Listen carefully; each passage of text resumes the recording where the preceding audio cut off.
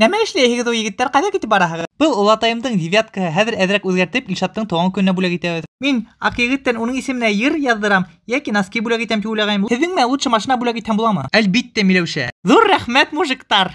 Мин булай машиналарда яҡшы разбираюсь, просто иногда газ менән тормозды путаю.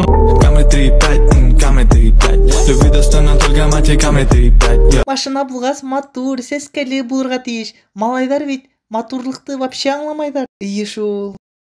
Егеттер, беләһеҙме нимә тип уйлайым? Беҙҙең машинабыҙ матур булырға тейеш, сәскәле, карбон спереди, сзади, вонючка булырға тейеш. Опять теге фәхишә подружкаларыңа һөйләштеңме? Аралашма тим дә шулар менән. Һин мине просто яратмайһың. Бәйләнәһең йөрөлө юҡҡа мин подружкаларыма.